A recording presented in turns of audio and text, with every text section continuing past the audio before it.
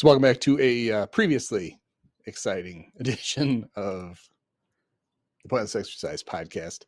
Bears are playing the Giants this week, and last year Mike Donahue and I did a pretty long Remember This Crap about the Giants. And so I pulled out two big segments from that, and that's going to be this week's very special week between Christmas and New Year's edition of the podcast. I don't want to spoil too much of it. We get into the history of the two teams and how similar they are for good and bad. And then we talk about more recent games. We use Brad Muster's name in vain a couple of times. So that's going to be this week's edition. As always, you can subscribe to the podcast at Discipio.com. You can sign up for the Pointless Exercise newsletter at pointlessexercise.com. There is a sale that goes until January 3rd, so you might want to get on that. You can sign up for the Instagram account to follow it at instagram.com/pointlessexercise1, and somebody's going to win their choice of a t-shirt from the Pointless Exercise Discipio store, which you can also find at discipio.com. And I think that's about it. So with only this much ado, no further, here's Remember This Crap, Bears Giants. Birthdays, anniversaries, weddings, whatever the occasion, it just got a little more personal with meaningful photo gifts from Shutterfly. Add a silly photo to a gold-rimmed mug for your bestie. Put your sweet puppy on a cozy fleece blanket for your teen. Gift your husband a desktop plaque featuring all the kids. Enjoy 40% off orders over $29 with code POD40 at Shutterfly.com and make something that means something.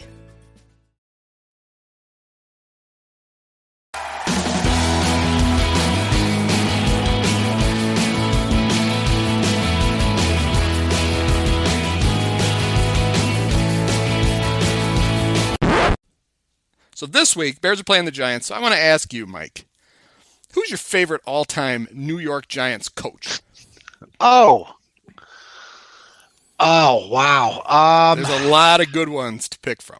I mean, the one that jumps out, of course, because I'm a child of the 80s and the Bears were great, and of course Parcells, but I didn't like him because the Giants were good.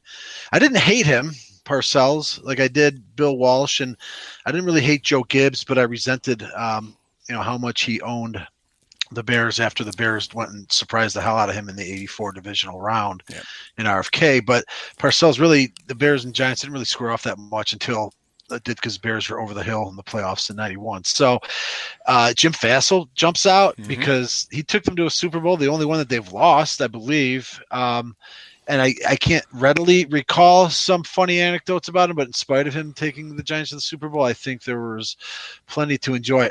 I'm going to have to go. I hate to do it just because it stands out, and I hate this guy. So I don't know if I mean, can it be my favorite? But the one that kind of jumps out is just the sort of like, picture a character on Rudolph the Red-Nosed Reindeer, like the claymation, and the nose itself is like bright red and about to fall off from frostbite, and it brings me back to Tom Coughlin. Yep.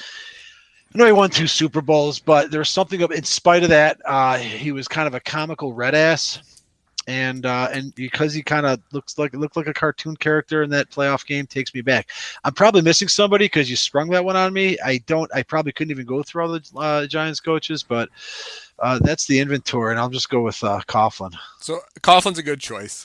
What I remember most about him, I think it's exactly what you were describing. It was that NFC Championship game in Green Bay where it was brutally cold and he kept slathering. He didn't wear a mask because he's a man. Kept slathering Vaseline all over his face, and the Vaseline was like freezing to his face.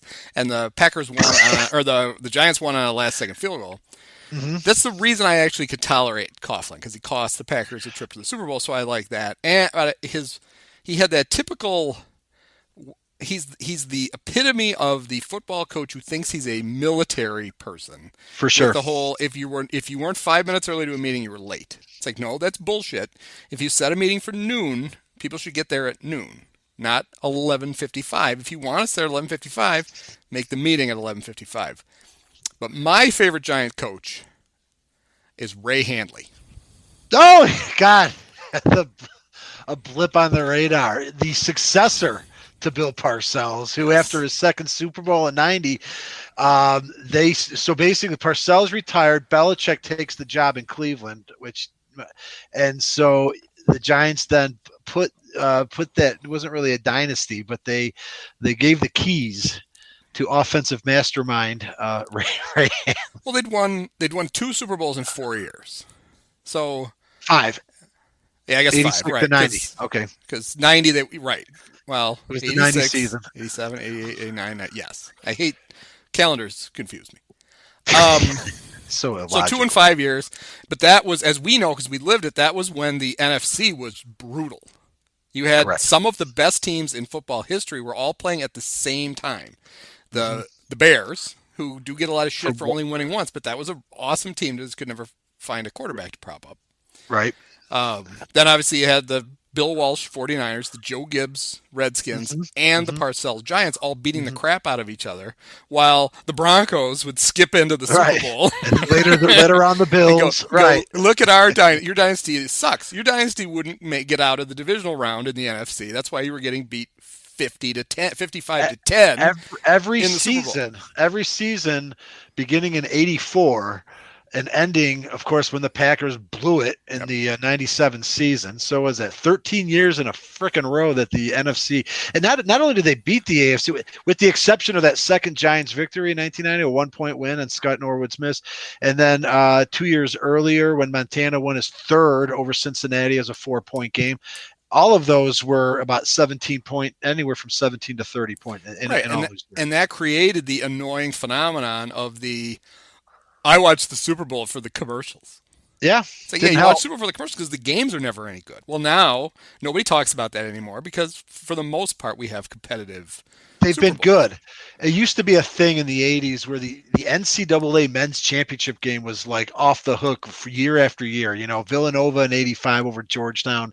In '87, Keith Smart with the late jumper for Indiana over Syracuse. Danny Manning, wins one at the wire over Oklahoma in '88. '89, it goes into overtime. Like for years, the men's title game in hoops was beyond expectations. And during those years, the Super Bowl was the complete opposite. It was, I mean, we didn't complain in '85, but it was a joke. If you think about it, if football had simply seeded its playoffs, regardless of conference, because the AFC and the NFC are pretend, things anyway. Think about how awesome some of those Super Bowls could have been. I mean, you could have had, Darryl Green could have run back a punt against the Bears in the Super Bowl and really scarred us for life. But you had all those great teams, and they would just knock each other off, playing in sub-zero temperatures some places, and then you'd end up with them, getting an inferior AFC team. But, anyway, so I was looking at this list of Giants coaches. They have 2 Hall of Fame head coaches in their history, and I don't know if Coughlin. I don't know if 102 and 90 and 2 Super Bowls get you in, but at least they have 2. 2 Super Bowls is a good argument. I couldn't have told you who the other one was if you held a gun to my head. So, okay, here's what I know about Giants coaches. Here's what I know about Giants history is that and I don't think I brought this up last week when I was crapping on the Lions, but they're a charter member, NFL franchise, played in the first official NFL title game at Wrigley Field against the Bears. They lost. They beat the Bears the next year in the Polo Grounds on wearing basketball shoes. And then they proceeded to lose the next 2 in a row to Detroit, believe it or not, in Green Bay. And then from that point on, they won 1 championship in, I want to say, 10 appearances. They were like the Brooklyn Dodgers of the NFL. Like it almost sounds like what you were just describing in the 80s, where, you had, the Bears and the Packers and the Rams, actually, later on the Browns that came out of that division. And it was always the Giants, and the Giants were always losing. So whoever that coach was, and I'm going to say, because they made appearances, in 38, 39, 41, 46, lost them all. Whoever that coach was might get it if it was one guy. Yes. So it was a guy who coached for 22 years for them. He took them to the playoffs 10 times, and basically from 31 to 53, if you went to the playoffs, you were in the championship game. Usually, almost always, yes. And it's weird because some years there was a divisional game, some years there wasn't. Correct. The Bears and Packers, the only time the Bears ever played a divisional game was when they beat the Packers, I think, in 46. So this guy was named Steve Owen. That's right. You know what? And I'm sure I've heard the name. It had never registered. So he was 151, 107, and with 17 ties. And he went 2-8 in the playoffs. And there you go. Both wins were their championships in 34 and 38. 34 and 38, yeah. He would have lost. He would have played the Bears in 4 title games. Okay, yeah, 33, 34, and 41, he beat them, 46. Wait a minute, maybe not. What? I love it when I do my own math. Well, he would have beat him. So he was there from the beginning. So he would have beaten him in 34, but lost in 33, 41, and 46. 1 and 3. Yes, he went 1 and 3. The Bears and Giants have played in the playoffs 8 times. Okay. The Bears are 4 and 4. They're 4 and 4. Yeah. Only 1 and 1 against each other in the Super Bowl era. Yes, and they are 2 memorable games. One much more enjoyable. I don't think that second one was memorable, other than it was Dan Hampton's last NFL game. Well, it was memorable for this. The Bears were down 10-0 in the second quarter. They get the ball to the 6, and Mike Tomczak is playing quarterback. This is the year because Harbaugh got injured. Right. This is the Jeff. So it was backup quarterbacks in the playoffs. It was Tomczak against Jeff Hostetler. Aha.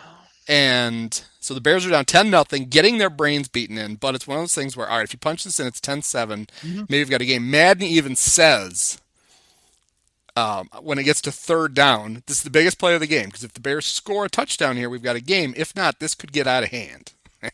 Good call. Bear fans will remember that it did get out of hand. First down, they run Neil Anderson for 2 yards. Okay. Neil rushed 12 times for 19 yards in the game.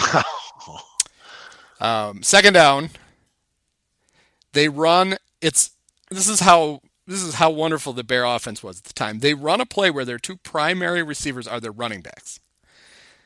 Neil's running kind of a little fade, and then Brad Muster is running a delayed route out of the backfield. Brad is wide open. He can walk in for the touchdown. Tomczak holds on to the ball too long, has to throw it over Pepper Johnson. It's still a super easy pass because no one is near Muster. Tomczak misses Muster by 10 yards. Jesus. Third down, Muster gets it to the half-yard line. And Mike Ditka, in very decisive fashion, I remember this now. Doesn't know what to do. He's standing on the sidelines. The kicking team is half on the field. The offense is half on the field. And finally, his red ass kicks in, and he's like, we're going for it. They go for it.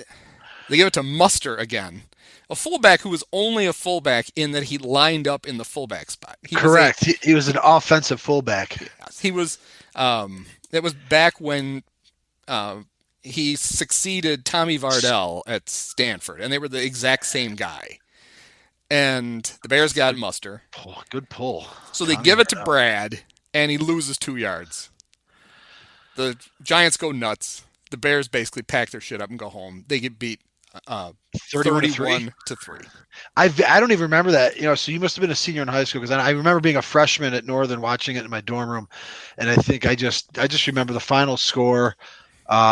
It was ugly. You got to accustom after the Super Bowl. You really started to get accustomed. You're maybe seeing this a little bit with the Cubs, even though I hate that comparison, where, all right, the Bears are on top of the world in 85, 86. They have a good season. You kind of felt like the Giants year, but still the Bears didn't even get to that point. They're 14-2. They lose at home to the Redskins. Next year, have a good season, finally have a healthy McMahon. They're at home against the Redskins. They lose again. In 88, they had the benefit of coaching against Buddy Ryan in the Fog Bowl, so they advanced, but then they get thumped at home.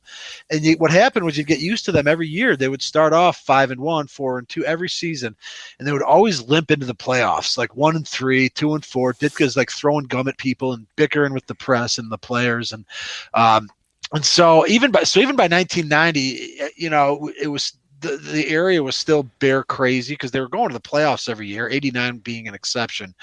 But in 90, they had, once again, they get gift wrapped with, a Saints game at home, and they win that like they should. And then they weren't even competitive. The next year they lose at home to the Cowboys. So it was became increasingly depressing.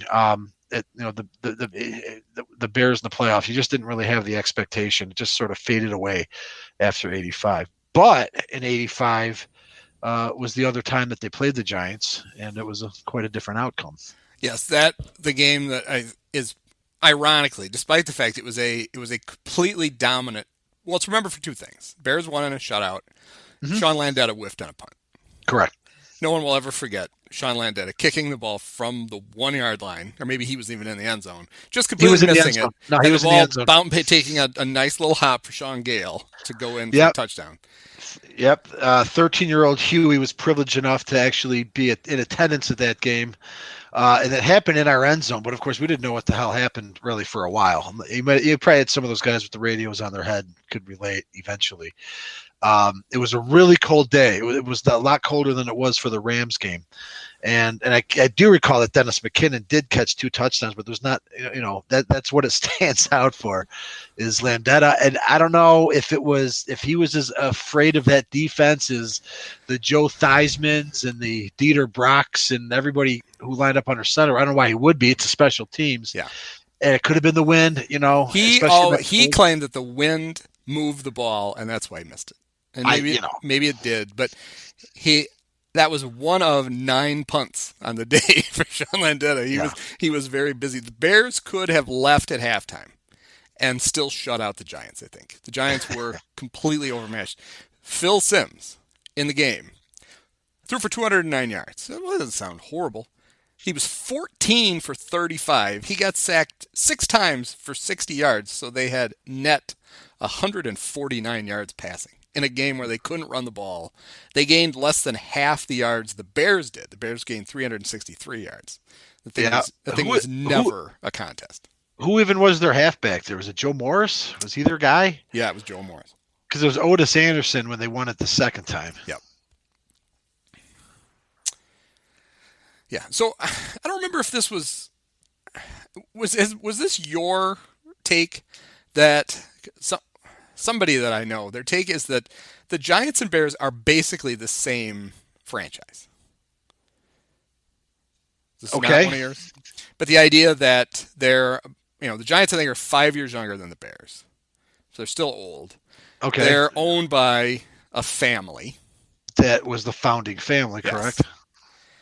And for all of their storied greatness, there's really long stretches where they're just no damn good. Yeah. And it even comes down to the Bears have 9 championships in their history. The Giants have 8. The Bears, they're both under 500 in the playoffs. The Giants are 24 and 25. The Bears are 17 and 19. The biggest difference in the two is when they won their titles. The Bears won 6 championships pre-66. The Giants only won 3. Right. And so then the Bears have only added on 1.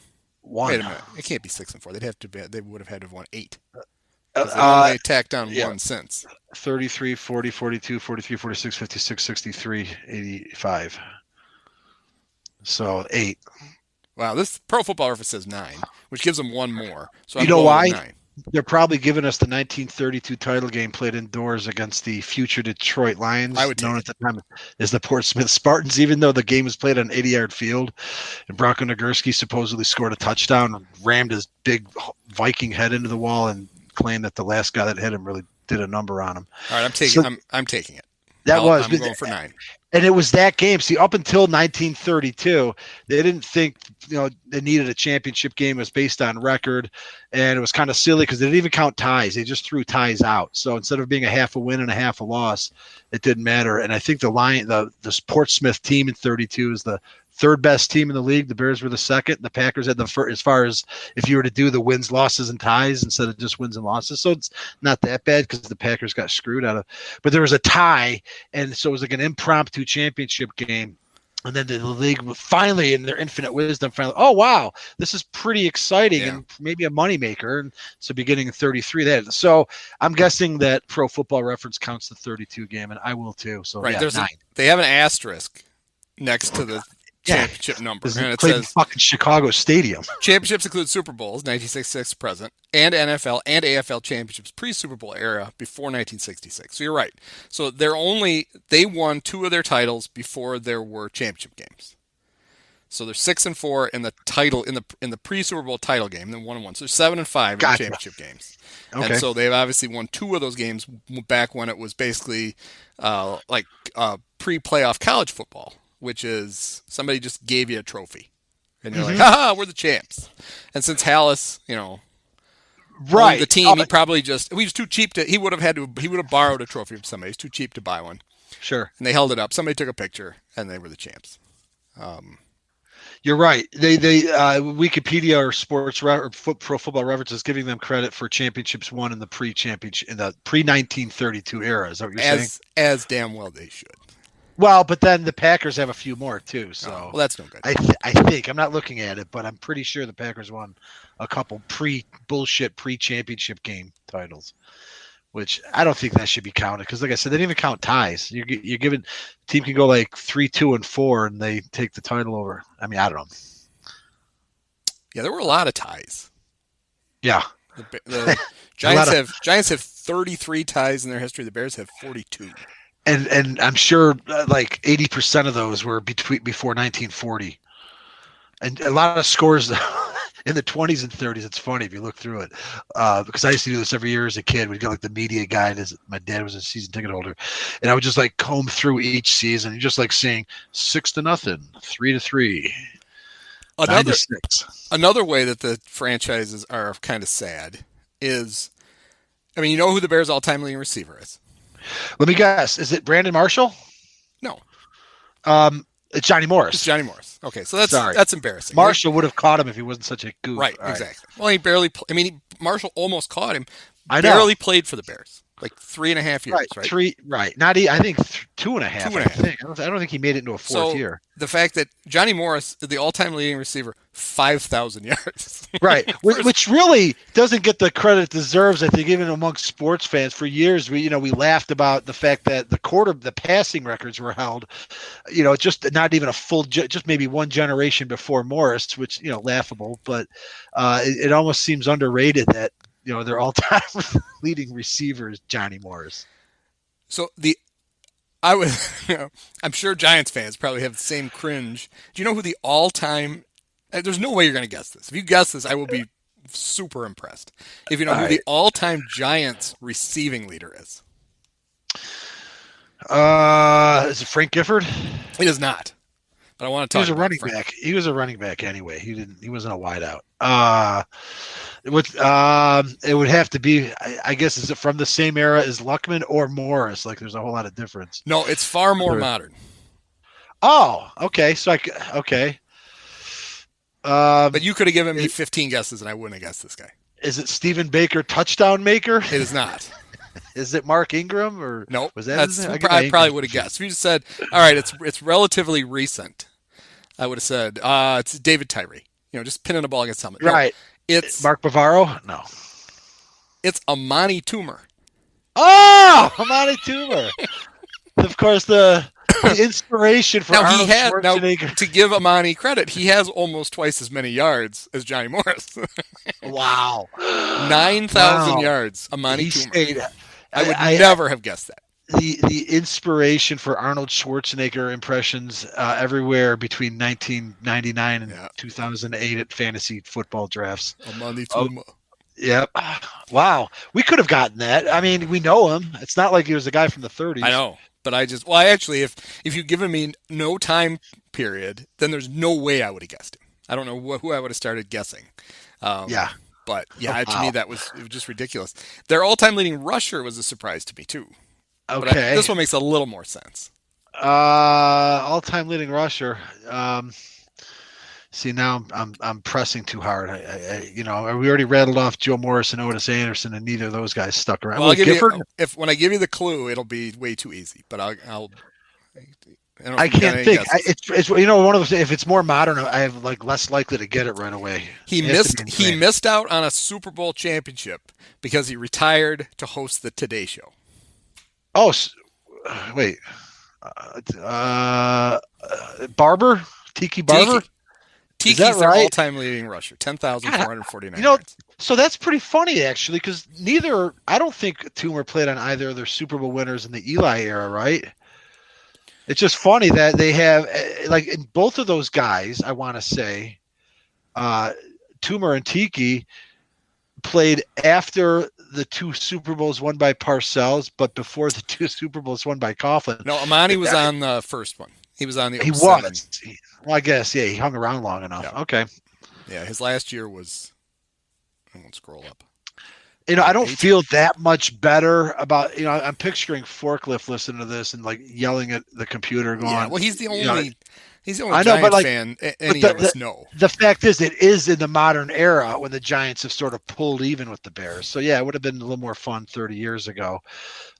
In our time now. So their all-time leading passer is Eli, and the Bears, it's one of his contemporaries. Yes. Jay had almost as much success as Eli. There were seasons, there might be more seasons where Cutler was better than Eli, and Eli has 2 Super Bowls. Although, admittedly, Eli pretty goddamn great in those 2 Super Bowls. He was. Yeah, so he earned the 2 he won because he was pretty damn good.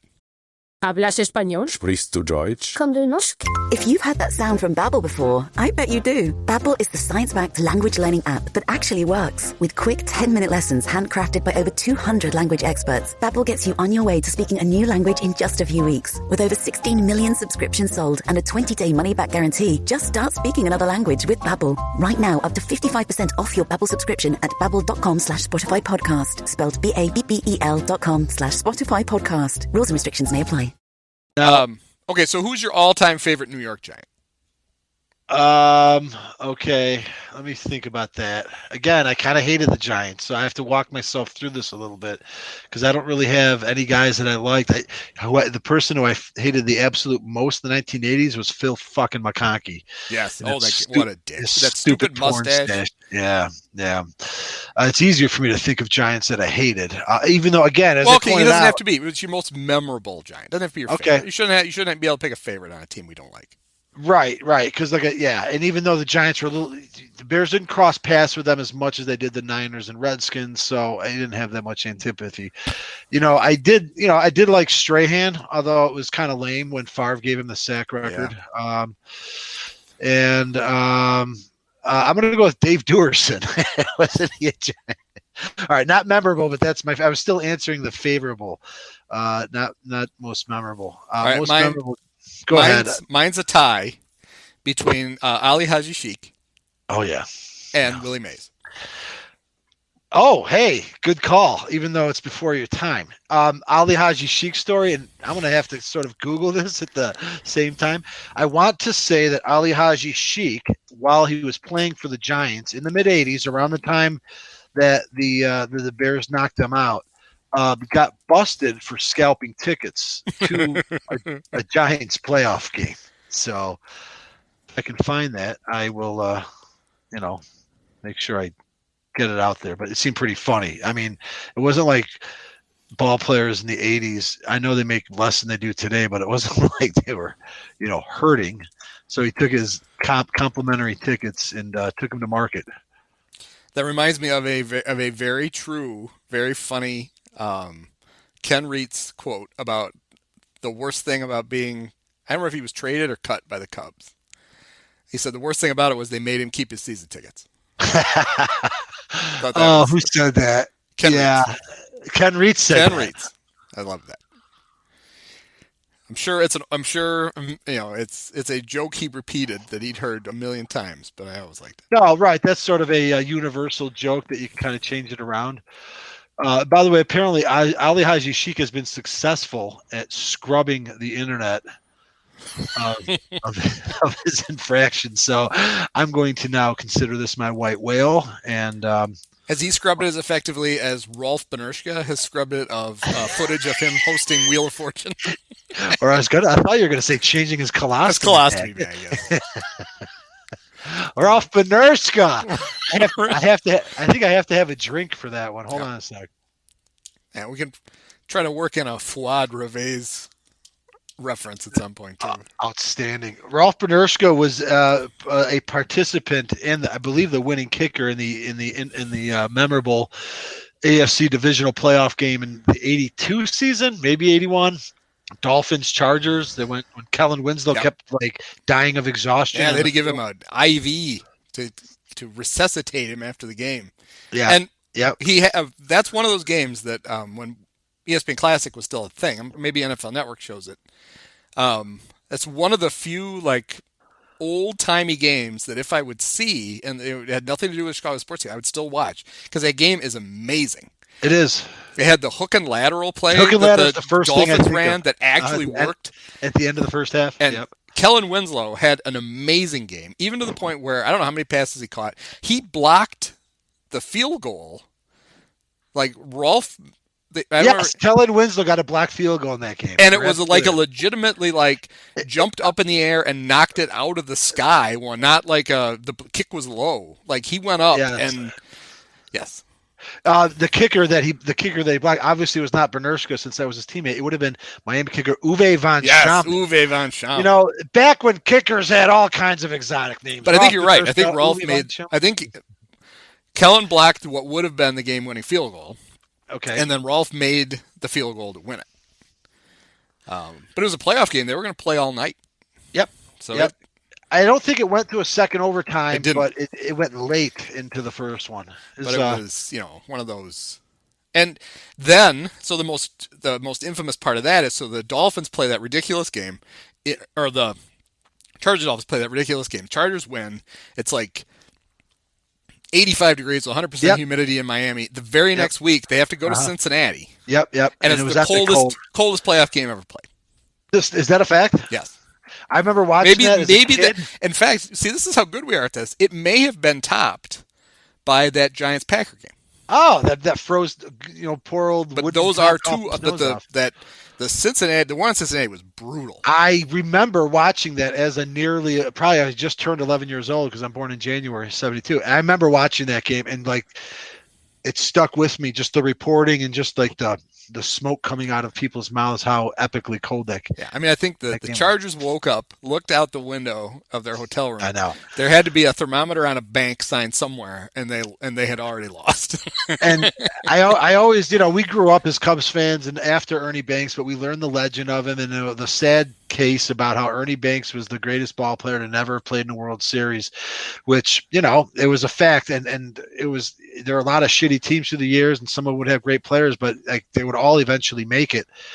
I always kind of equated Dan Fouts to the Ernie Banks of that era. But what's funny, we had this conversation against Sunday because I heard a fact about Stafford. It turns out he's sixth, I think, of all quarterbacks. But the idea of which quarterbacks have had the most yards and have never played in a Super Bowl. I don't even know if Fouts is the leader, but Stafford's getting up there.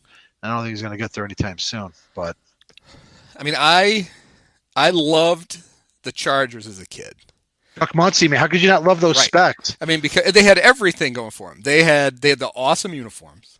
Yep. Which the uniforms they have this year they're basically back to those. Actually, now they're like the best possible mashup of the cool the white helmet ones.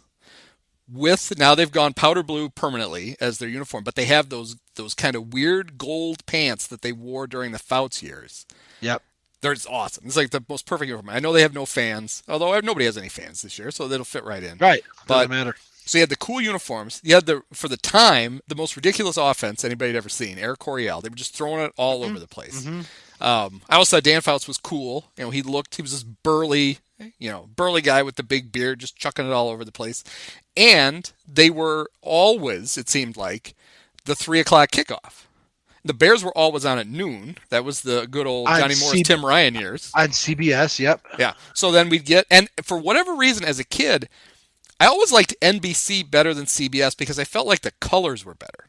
I liked it because it was more exotic. Like the game was brighter. Maybe it was just the stupid little peacock on the logo, but I was always, and so I remember I loved the Chargers, and for some reason I loved Dolphin linebacker A.J. Dewey. Probably because he spelled his name weird.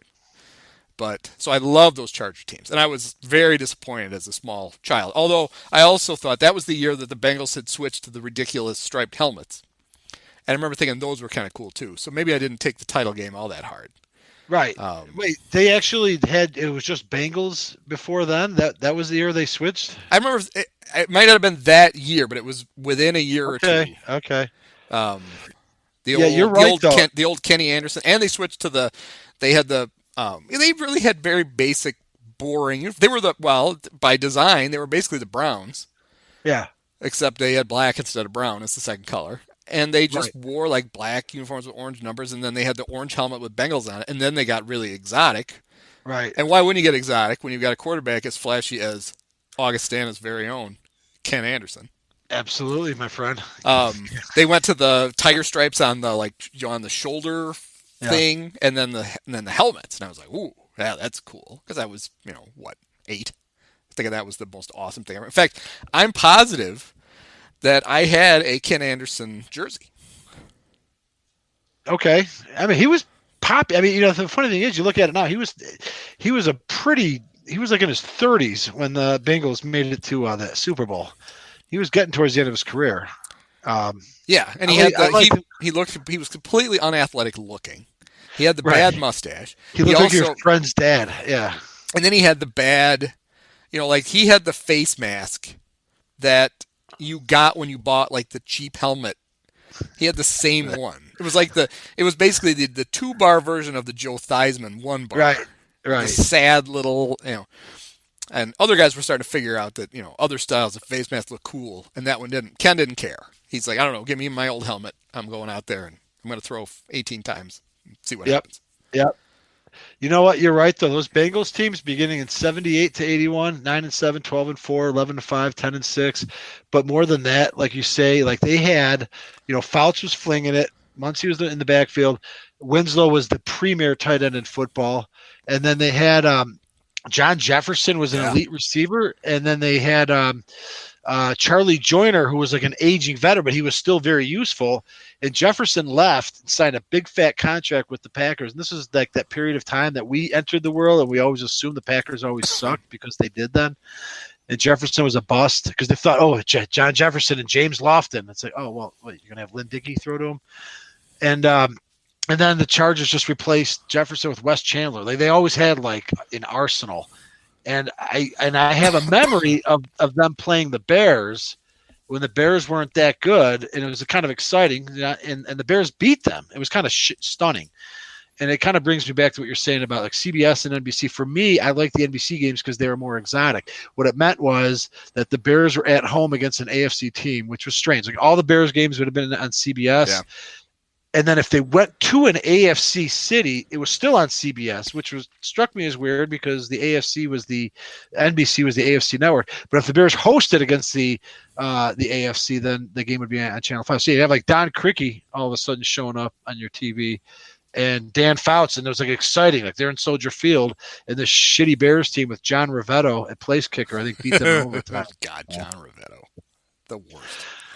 He was the kicker after and before Bob Thomas. It's one of those cases where the Bears realized they made a mistake in cutting Thomas too soon and brought him back. So you mentioned John Jefferson, and he only played 3 years for the Chargers. Is that right? He gained 1,000 yards all 3 seasons. His last year with them, he caught 82 passes, which in 1980 was like catching 160. Insane. Nobody caught 100 catches in a season. Then I'm pretty sure he caught 82 passes, which didn't lead the league. I don't know who did, but he led the league in yards with 1,340, and he scored 13 touchdowns for the second time. He scored in 3 years with the Chargers. He scored 36 touchdowns. Jesus Christ. And so he rightly wanted to get paid. Yep.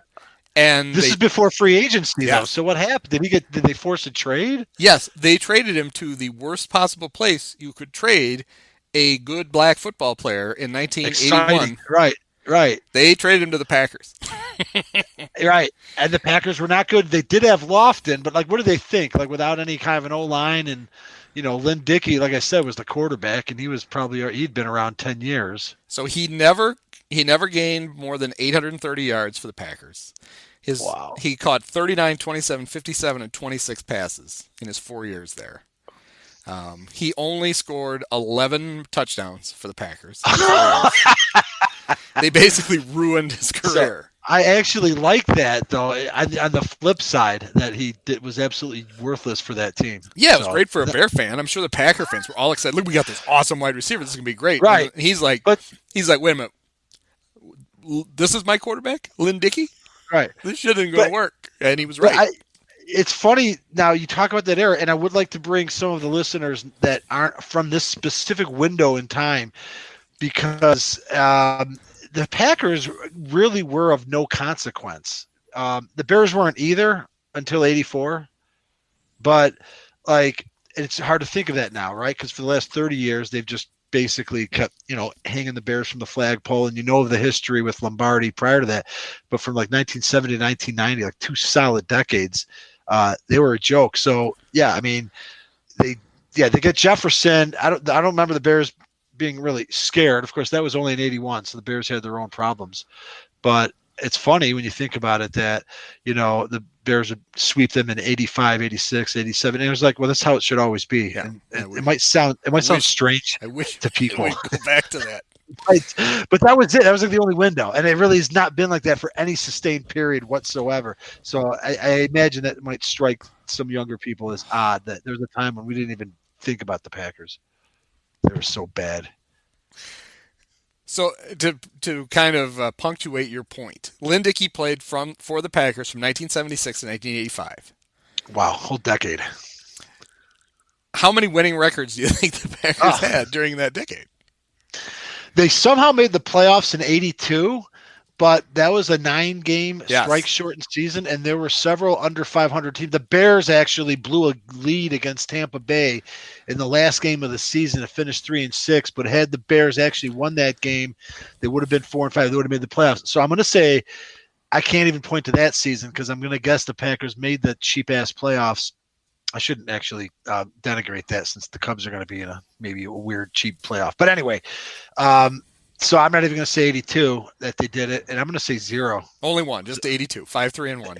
They went 5-3-1. Yep. I give them more credit. All right, but and then Dickey had his best year the next year. They went 8-8. He threw for, at the time, 1983. He threw for 4,400 yards. I make fun of Dickey just because it was a weird looking quarterback, with a white afro, but I do remember him having a couple like insane seasons late in his career. Well, 4,000 yards. He led the league in yards passing, touchdowns, and interceptions. He missed the Jameis by 1. 32 touchdowns, 29 interceptions. So Kyle and I were talking about Winston last week, but we stopped doing the podcast once the Bears were eliminated. Winston did indeed become did we determine if he would have been the first, or did we unearth other cases of 30-30 quarterbacks? I can't remember now, and I'm sad. I feel like he was. I think he's the first. I think there might be some AFL guys that did it. I think Dickey, Peyton. Oh, so Dickey did do it. Dickey didn't do it, but I think the examples were Dickey only missed it by 1. Okay. And it was that year. Let's see if Peyton did it. If Peyton didn't do it, I don't think anybody had done it before Jameis. The amazing thing about Jameis was not only did he, let's see, before I get to that. Peyton, 26 touchdowns, 28 interceptions. Okay. That was his rookie year. That's the closest he came. And then Eli, I think, came really close too. Wow. But Jameis, with his 30-30 season last year, also lost 12 fumbles. Wow. He turned the ball over 42 times. 2.5 times a game, almost. Well, I think Jameis is the first 30-30. I think he's the first player to ever throw 30 interceptions. Because Eli threw 27. Never 30, got to 30. Regardless of number of touchdowns, you mean? Nobody's ever thrown 30? I think. Well, let's, I got a freaking Google machine here. I suppose I could look it up. I'm now curious, and like, I would think, my first thought is how many Bears are on it, but I'm like, no, because the Bears never really throw the ball to begin with. Well, yeah, the Bears would just bench that quarterback and start 4 other guys. They would mix in. They'd throw enough interceptions, but no one guy would be allowed. Correct. I'm guessing Cutler's probably certainly in the team photo franchise interception, and that's not necessarily a bad thing, obviously, right? It's like Babe Ruth has the most strikeouts, or I don't even know if that's true. Oh, here we go. This will bring it back. Oh, no. Well, I guess if you count the AFL. One guy put the interception record out of range. No one will ever. Was it Frank Tripucka? No, we're bringing it back to last week. George Blanda? He threw 42 interceptions. Wow. In 1962. So the guys who threw 30, Vinny Testaverde threw 35. So he's like your NFL leader. Modern day. Okay. So I don't know that he threw 30 touchdown passes. No, I don't think so. Would have been in 1998. Boy. Now this is a good season. He threw 13 touchdowns and 35 interceptions. I'm just going to guess that the year is either 1986, 87, or 88. 88. He won 5 games. In Tampa. Somehow. He won 5. Is that okay? A lot of AFL on this list. Frank Tripucka, we mentioned. He is on there. Kelly John Hadle. Notre Dame. Then we get back to the Vikings. Fran Tarkenton threw 38 in 1978. Okay. Pour one out for the greatest quarterback in Bears history. Sid Luckman threw 31 in 1947. Wow. In 1940, you knew he was at the end of the rope. Oh. I'm just picturing an aging... God, Luckman back then. Blanda is on the list again. For the Bears? No, Houston again. So okay, 3 years later. It's 37. Yeah, he didn't really quarterback the Bears. Al Doro for the New York Titans in 61. Oh, here's a good one. This is a former Bear radio analyst. Jim Hart? Jim Hart threw 30 for the St. Louis Cardinals. I don't know if John Dooley listens to this, but I'll have to give a shout out for Jim Hart being an SIU quarterback. So there. Kenny Stabler and threw 30 in 1978. Oh, another one of the great the AFC on NBC quarterbacks, Richard Todd, 30 for the Jets in 1980, and then Jameis. Okay. And then the guys with 29 are both Packers. You already said Dickey. Lynn Dickey. Who nearly became the first NFLer, non-AFLer to do it before Winston, right? And then we had another guy just running around. It's got to be Favre. Just having fun. Right, but how did he do it in his regular season games is the question. Yeah, he was warming up for the playoffs that year. That was... the third time we're going to circle back to Tom Coughlin's nose in that playoff game. That actually was did Favre have any kind of a mistake I think he did, right? It's fun to make it a meme that Favre always had an awful moment in games that mattered. I think he had one in that game too, the Giants title game in 07. All I remember about that game was he clearly did not want to be there. It was too cold. I remember watching the game, and it was the way I watch Packer playoff games to this day, is I just kind of monitor it. Because they make me, I hate them. They're not as bad as the baseball Cardinals, who I literally will not, the only postseason Cardinal games I've watched probably since 85 of the Cardinals were the 4 that the Cubs played against them. I just don't. It's like, fuck them. I don't like them. Screw them. So I've missed on some great moments. I always find out right away. When Travis Ishikawa hits the home run to win the pennant off Michael Wacha. So I watch the replay 1,000 times. Sure. But I don't live it in real life. It's kind of the way I'm with those Packers. And I remember in 07 keeping tabs on the game, and it was close late. Everybody thought the Packers. It was. It came down to the winning kick, and the game was played in the frozen tundra of Lambeau Field. And so I started watching late, and Favre just looked so cold, and he's like, I'm old. I don't want to do this shit anymore. And that was his last game as a Packer. As a Packer, right? Showed up with the Jets, took a few dick pics, sent him off, and then ended up in Minnesota. And he'd had a great season. He threw for 4,000 yards, 28 touchdowns. Well, and he had a phenomenal season in Minnesota then too, right? Up until yes, he went to the Jets and he was not good. He was not. He wasn't bad, but Then he went to the Vikings and was very good that year until he threw the ill-advised interception that cost them a trip to the Super Bowl when he could have easily run for the first down. And he's like, "Nope, I'm old. I don't run anymore. I'm just going to throw." And he gets picked off. And I think they were already sort of in field goal range anyway, too. Yes, it was very questionable. He would have been better off just throwing it into the turf, but he tried to make a play and he got picked off. And then he came back in 2010, and Corey Wooten ended his career. Right, which was like the one small, and we can maybe finish on this, but it's just the one small consolation I have to that guy just completely owning the Bears. He took over midway through the 92 season, and we just talked about that era that we grew up in where the Packers were of no consequence. The Bears almost always beat them twice a year. You come to Favre in 92, he's the starter, and then in 93, the Bears split, and then 94, 95, 96, 97, 98, Packers sweep. They split 99, 2000, and then again, 2001, 2002. And so the Bears did sort of exact a little bit of revenge in 2005 when they had that good first year with second year under Lovey when they made the playoffs before losing. They finally took about 10 years of frustration, at least for the fans, out on Favre in a game that year, but that was just one time. But it was, to me, always very satisfying that the last play of his career was absolutely getting flattened on the turf of the college football stadium, because that was the year in 2010 that the Hump Dome collapsed, caved in. Yeah, so they had to play with I just remember the game that was the game that Hester set the all-time record for punt returns, touchdowns. Could be. Is that right? Because I remember he did it on that icy field. It didn't look any fun for anybody. It looked cold. It was icy. Well, it's fun for the Bears because we were charging towards the playoffs at least and still playing well. And who was the quarterback? Joe Webb or whatever? Who's the little guy? That little wasn't that the quarterback in that game for Minnesota? Not Joe Webb. That's the cop from Dragnet. Webb, right? Spud Webb. Somebody help me out here. I think it is Joe Webb. Yeah, he was the quarterback. Wait. I must be confusing you. He must have come in relief of Favre because Favre got Favre quit. Literally, his career ended in the first quarter. That Corey Wooten sack. He's like, I'm done. I've had enough of this shit. He probably went home. He probably just started driving to Mississippi before the game ended. Back when the DeCipio message board was a living, thriving organism, somebody had posted a pretty hilarious photo of like a chalk body outline of Favre after that play.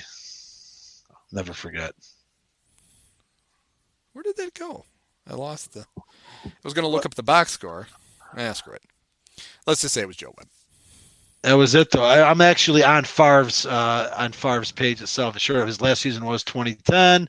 But it shows a box score, but that's for the Lions of the Eagles. He did not play anymore, so yeah, I know he never played again.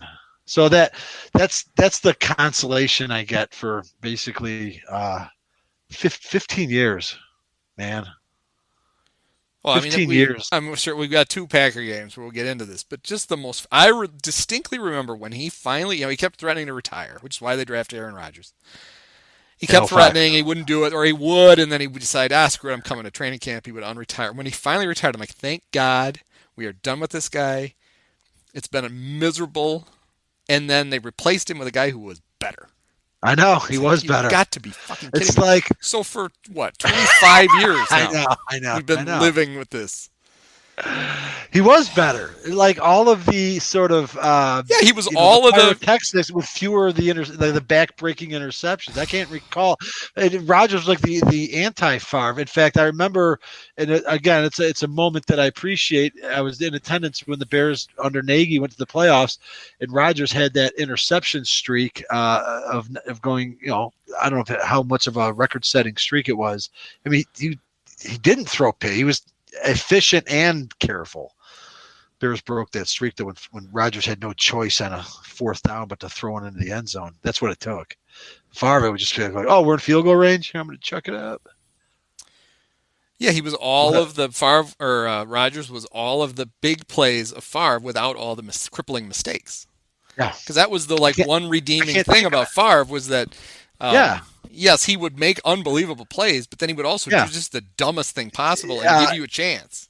6 interceptions against the Rams in 01. I think we said the Giants game. I think it had something to do with that Eagles game, which everyone blames on the Green Bay defense for blowing a 4th and 26 or something like that. I want to say that even in overtime, he got picked in that game. Yeah, there's a whole litany. We can save all that material for when we play the Packers. Okay, so the reason I couldn't find the box score right away for this Bear Viking game was, in my mind, because it was Favre's last game, it was the last game of the season. It wasn't. It was the 13th game of the season. He just decided he was done, and it was Joe Webb who came in. Favre barely played. Because it was early in the game when he got knocked out. He got sacked for a 12-yard loss with Corey Wooten, and then he was gone. Devin ran back a punt, so I remembered that part right. He had 2 punt return. He had a 64-yard punt return and then a 3-yard punt return. And the Bears won 40-14. I believe they clinched the division championship in the game, which is why in my mind I'm sure over time I've always thought, well, that was the end of the season. No, they had 2 more games, but they were 10-4. Yep. That was good time. Shortly, like I said, the following year when Cutler got hurt, it all seemed to go to shit. What are you gonna do? I don't know. All right. Well, yeah, it's good. See, this is the perfect use of this podcast. We start with who's your favorite Giant coach, and we end up on Brett Favre. And I will not forget Steve Owen. Now I knew that somewhere, and now I'm deemed to never forget. I'm not sure if you hooked my brain up to whatever, if I'd ever even heard that name. I would think I have. But. You must have. The only other thing is at the end of, because after him in the modern era, they had Allie Sherman. I was going to say, because of NFL Films. At Films. He was always interviewed by the Sable family for NFL Films. Because he was available and he was close. So and I only know this because I told the story last year with you and Kyle, but like sometime about 18 years ago, and I do not, and this will not go off on another tangent because we want to leave it, but it was on the Mac, Yurko, and Harry show. And like 18 years ago, problematic, but they could save that for another time. The question was asked for a free WMVP AM1000 t-shirt named. There are 3 coaches at this point in NFL history who have been to the playoffs at least 3 times and never won a playoff game. And I started dialing my phone, not knowing the answer, and it quickly came to me because Mike fucking Ditka beat 2 of those coaches, Jim Mora and Buddy Ryan. Yeah. And I won my T-shirt when I don't know if I hogged both of those answers. I did not know the third, but I learned it was Allie Sherman who lost 3 consecutive title games in 61, 62 to the Packers, and 63 to the Bears. So I hope I brought it full circle by bringing it back to the Giants. Right. In my mind, I can only go back as far as Allie Sherman. So I would have said, it's probably Allie Sherman. Yeah, and he you're hosted the original NFL matchup, or not? Yeah, I think he hosted. There were just 2 guys. I don't remember who the other guy was, and they would go through that week's games, and he was, the coach who would talk about what they were going to do, and I always remembered that. Right, me too, from the 80s. And then when I learned, like, that guy never even won who is that guy to talk? I mean, it might be a little harsh, but yeah, 3 straight playoff appearances, never won a playoff game. So there's your Giants. Many of us have herpes.